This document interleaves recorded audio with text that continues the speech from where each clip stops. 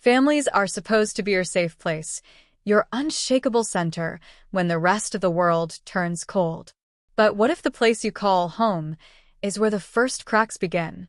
My name is Sabrina Keller, and I used to believe that love in a family was automatic. That even if people hurt each other, they'd always protect you when it really mattered. I don't believe that anymore. Growing up in the Keller household was like living inside a snow globe, perfect on the outside, fragile and freezing within. My mom, Barbara, believed in keeping up appearances. Her smile was sharp, her hugs were stiff, and her approval? That was the rarest currency. You had to earn it with trophies, top grades, or the right shade of lipstick on picture day. And Jade, my older sister by 3 years, was her masterpiece. Jade was everything I wasn't: poised, confident, and golden in my mother's eyes. She was the captain of her cheer team, always knew the right thing to say, and had colleges practically begging her to apply. I was the quieter one, always trailing behind, drawing in the margins of my notebooks while Jade lived center stage. Still, I loved her. I wanted her to be my best friend, not just my sister. And sometimes in rare, warm moments she actually was. Like on nights when we shared popcorn and bad horror movies, or when she stood up for me that one time a boy made fun of my glasses in 6th grade. So, when the unthinkable happened to me, when I was 16 and drowning in a secret too heavy to carry, I turned to her. It started like this. Mr. Hanley was my junior year English teacher. He was popular, youngish, the kind of teacher students liked because he joked around and didn't hand out detentions for chewing gum. At first, he was just encouraging. He told me I was a brilliant writer and mature for my age. Compliments that made me feel seen. Then it escalated. Fast. The compliments turned into comments about my clothes. The extra help after class turned into him lingering too long beside me. The texts began first about classwork, then more personal. I knew something was wrong, but I didn't know how to say it. I didn't want to be overreacting. I didn't want to destroy my own credibility or be accused of making things up. So I buried it. Until one night, Jade found me crying in our bedroom, curled up in my hoodie, clutching my phone like it was a grenade. She asked what was wrong. Her tone wasn't sharp for once, it was soft, even concerned. I hesitated. But something about the way she sat down beside me, her hand on my arm, made the words spill out like water from a cracked dam. I told her everything. The texts, the touching, the way he made me feel like I owed him something because he believed in me. How I couldn't sleep anymore. How I felt like I was the one doing something wrong even though I knew, deep down, I wasn't. Jade was silent for a few seconds after I finished, and in that silence, I almost regretted speaking at all. But then she pulled me into a hug. "I'm so sorry," she whispered. "You're not alone. I'm going to help you. We'll figure this out. Together." I sobbed into her shoulder, relief washing through me. Maybe, finally, I had an ally. Maybe Jade wasn't just the golden girl. Maybe she was the big sister I always hoped she'd be. She said she'd talk to Mom for me, that she'd find the right way to bring it up. She even told me to delete the texts from my phone, just in case Mom saw them and blew up before we were ready. "Don't worry," she said, brushing hair from my face. "I'll protect you." I clung to those words like they were a life raft. But I didn't know that I was handing over my truth to someone who would twist it into a weapon. For the next few days, she acted normal. Too normal. She wasn't distant, but she wasn't asking questions either. She didn't bring it up again, not even once. I figured maybe she was waiting for the right time. That right time never came. Instead, the whispers started at school. In hallways. Behind locker doors. "Did you hear what Sabrina did to Mr. Hanley? She made it all up. She's obsessed with him, or something." At first, I thought it was some horrible coincidence. But then Jade stopped sitting with me at lunch. She wouldn't even meet my eyes. It didn't take long to put the pieces together. She hadn't protected me. She'd handed me over. I kept hoping it was a misunderstanding, that somehow all those whispers and smirks in the school hallway were just coincidence. That maybe someone had guessed what I was going through, or overheard something in passing, and it spread like wildfire, because gossip spreads faster than truth in a high school. But denial has a short lifespan. And mine burned out completely the day I was called into the principal's office. Mr. Anders sat behind his desk, hands folded, his eyes fixed on me like I was already guilty. The school counselor, Mrs. Dorsey, was seated beside him, looking anywhere but into my eyes. "There's been a serious accusation made against Mr. Hanley," Mr. Anders began. "Your name was brought up and we need to ask you a few questions." My heart hammered. For a second, I thought, maybe Jade did tell someone after all. Maybe this was how it starts. Maybe I was finally being heard. But then came the words that broke me. "Mr. Hanley has shown us some messages that indicate you may have developed an inappropriate attachment to him. Were you aware that he's received multiple emotional texts from you over the past few weeks?" It felt like being thrown into ice water. My mouth opened, but I couldn't speak. He said, Mr. Anders continued carefully, that he tried to handle it sensitively, given your age. "But we have to consider the possibility that your behavior toward him was misunderstood or possibly escalated in a concerning way." Misunderstood? My behavior? I wanted to scream. I wanted to claw my way out of that office and erase the entire world. I told them I never sent messages like that, at least not in the way they were claiming. But when they printed out copies, I saw them. Texts that were edited, cut, taken out of context, or worse, completely fabricated. There were lines I had never written. Flirtatious ones. Desperate ones. And the source of those messages? My phone had been wiped clean. Jade told me to delete them. I thought she was protecting me, but now it made sense. She knew exactly what she was doing. She handed over his version of the truth and erased mine. I sat there, humiliated and panicked, trying to explain what really happened, but I could see it in their eyes. They didn't believe me. They were filing me away in the troubled girl category. The overreactor. The attention seeker.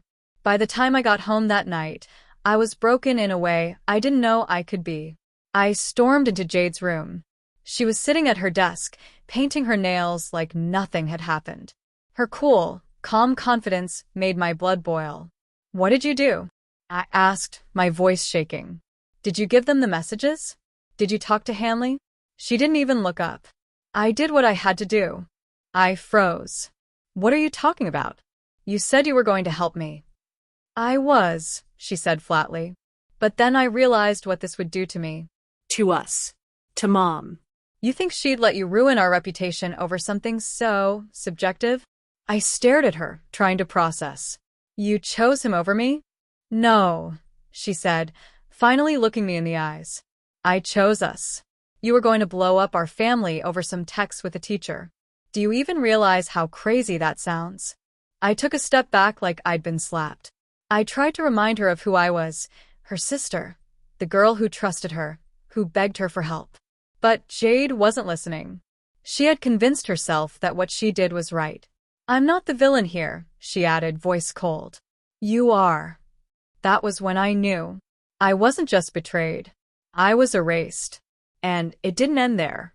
When I tried to explain it to Mom, she immediately sided with Jade. She said I must have misread things, that I had a tendency to imagine drama. She called me ungrateful, said Jade was only trying to help. Help? By protecting a predator and throwing me under a bus? I was suspended from school for 2 weeks, pending further review. Mr. Hanley quietly requested a transfer to another district before the board could even investigate properly. He left untouched and scathed. And I was left with the permanent label, the girl who lied. But the truth? I never lied. I just made the mistake of telling the wrong person the truth. I stopped talking after that. I became invisible at home. I walked through my own life like a ghost. Every glance from Jade reminded me that I wasn't just betrayed, I was discarded. And by the person I once cried into, held on to, believed in. But deep inside the silence, something was growing. It wasn't rage. It was resolve. If Jade could weaponize my pain for her convenience, I would one day show her the cost of what she destroyed. People think revenge is this fiery explosion. Something loud and explosive that rips through everything at once. But the kind of revenge I wanted, the kind I needed, was colder than that. Calculated. Precise. Patient. By the time I left home at 18, I wasn't angry anymore. I was empty. And that's what made me dangerous. I packed my things the day after high school graduation. No goodbye dinner. No hugs. My mother didn't even ask where I was going, just said, "Don't expect me to clean up your messes from now on." Jade didn't say a word. She didn't need to. Her silence was smug enough.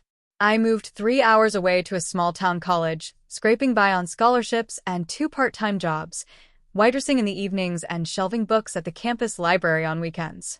Some nights I ate dry cereal for dinner. Some nights I cried myself to sleep, still haunted by what they did to me. But every morning I got back up. Because I had a plan. I majored in psychology, with a minor in digital media law. Everyone thought I was just a quiet overachiever, but every class I took had a purpose. I wanted to understand how people like Jade justified their actions. I wanted to learn how truth can be manipulated and how to protect the real story, how to own it before someone else weaponized it again. I learned about digital evidence, metadata, deepfake texts, how to trace source files. I even took workshops on narrative trauma and media ethics. The more I learned, the stronger I felt. Piece by piece, I rebuilt myself, not just to heal, but to prepare. And while I built a new life, I watched Jade build hers too. Through social media. She had turned into a full-blown influencer. Glossy photo shoots, brand sponsorships, a curated feed of empowerment and mental health advocacy. She even launched a podcast called Brave Beauty, where she spoke about supporting young women who face trauma. I remember the first time I saw a clip from her show. She was wearing a soft beige turtleneck, her voice tender and convincing as she told the story of a girl I once knew who mistook boundaries for betrayal. She was telling my story, rewritten, filtered, monetized. The rage returned then, but not the chaotic, teenage kind. This time it came with strategy, with focus. That's when I started gathering everything. I still had my old journals from high school. I had documented every detail the night after I told her, handwritten. I scanned and timestamped them, submitted copies to a digital forensics consultant who verified the ink age and page wear. I collected screenshots of her podcast, her brand statements, her social justice posts that parroted the same pain she once buried. Then I created a burner account and began sending anonymous tips to her sponsors. Nothing dramatic, just links, Dates. Quotes. inconsistencies, and a gentle question. Is this the kind of advocacy your brand supports? The first response came from a mid-sized skincare company. They quietly removed her from their ambassadors page within 48 hours. No public comment. Then a fitness brand pulled their affiliate deal. The crack started to show at her feed, smiles a little tighter, captions a little more defensive. And I wasn't finished. I submitted a personal essay, anonymously, to a major digital magazine known for survivor stories. It was titled, "My Sister Stole My Trauma and Sold It for Fame." It wasn't bitter or cruel, just honest. Raw. Heartbreaking. I told the truth without naming her. But anyone who followed her closely would know. The article went viral in under 48 hours. The comments were a wildfire. Wait, is this about a Jade Keller _? She literally told that story on her podcast last month. I used to love her, but this is horrifying. Influencer expose accounts picked it up next. Her reputation, so carefully built on the pain she once dismissed, was unraveling thread by thread. And then came the final blow. A girl, someone I didn't even know, posted a TikTok video. She had been in Jade's private support circle group chat for survivors. She said Jade ignored her when she tried to share her story. That Jade once said, "People make stuff up for attention all the time. You can't just believe everyone." That video hit 1 million views. And that's when the facade shattered. She tried to recover. She posted a teary-eyed apology video, shaking hands and trembling lips. "I've made mistakes," she said, "but I've always tried to help people." But the comments weren't having it. Because real pain doesn't look like a curated feed. It looks like what I lived through. And the internet, for once, chose to believe the girl in the shadows over the one in the spotlight. You always think justice is going to feel like thunder, like the world will finally hear you scream. But sometimes it's quieter than that. Sometimes justice sounds like a door closing and knowing it's not your job to open it again. After Jade's reputation crumbled, I didn't feel victorious. Not right away. I didn't dance or celebrate when her podcast was taken down, or when I saw her brand deals disappear one by one, or when she posted a now-deleted Instagram story about needing to take time to heal from the attacks. No, the truth is, I cried. Not because I regretted it, but because it should never have come to this. I gave her a chance. I trusted her when I was at my most vulnerable. And instead of standing beside me, she saw my pain as something to use. My essay, the real one under my real name, was published 2 months later. This time, I didn't hide behind anonymity. I was done being a ghost. In it, I wrote, "For years, I let silence be my safety. But healing isn't quiet. It's messy. It's loud. It's honest. And I've earned the right to take up space." The response was overwhelming. Hundreds of messages from girls and women who had been through similar betrayals, not just by predators, but by the people they trusted most. Some had been disbelieved by friends. Others were silenced by family. One girl wrote, "I told my cousin what happened to me, and she said I was being dramatic. I haven't spoken to her in 3 years. Thank you for saying what I couldn't." That message stayed with me. Because this story, my story, was no longer just mine. A few weeks later, I got an email from Jade. The subject line, "Can we talk?" I stared at it for a long time. My hands hovered over the keyboard. My heart thudded. And then I did something I thought I'd never be strong enough to do. I replied, "No." "Not anymore." She tried again. She called. Left voice messages. One of them was full of tears and apologies and how things got out of hand. How Mom's been asking about you. And maybe we could fix things. Fix. Funny how people who break you always want to fix you when the pieces don't serve them anymore. I didn't respond. Because the truth is, I didn't need her to admit what she did. The world saw it. She saw it. And more importantly, I had finally seen it. 1 year later, I stood in front of a crowd of over 200 students and faculty members at a university conference on digital safety and survivor support. I had been invited to speak as part of a panel on narrative ownership and online exploitation. As I stepped up to the podium, my palms sweaty, heart racing, I looked out and saw rows of faces, many young women who reminded me of the girl I used to be. Scared. Silenced. Struggling to believe their own story mattered. I took a deep breath and spoke. "My name is Sabrina Keller. I'm a survivor. Not just of grooming and manipulation, but of betrayal. And I'm still here." The applause didn't thunder like fireworks. It rose like a wave. Steady. Strong. Real. I wish I could tell you everything is perfect now. That my family magically changed. That Jade apologized in a way that truly mattered. That the scars faded. They haven't. Not all of them. My mother still refuses to talk about it. Jade eventually disappeared from social media. Last I heard, she moved across the country. And me? I'm still healing. Still writing. Still helping other girls find their voice before someone else tells their story for them. But here's the part no one tells you. Revenge isn't about ruining someone. It's about reclaiming yourself. Taking back the narrative. Refusing to be rewritten. Because the moment I stopped begging for someone to save me, I became the one writing my ending. And I chose truth. Thank you so much for listening to my story. Your support means everything. If this story touched you or made you think, please subscribe to our channel for more real, powerful stories.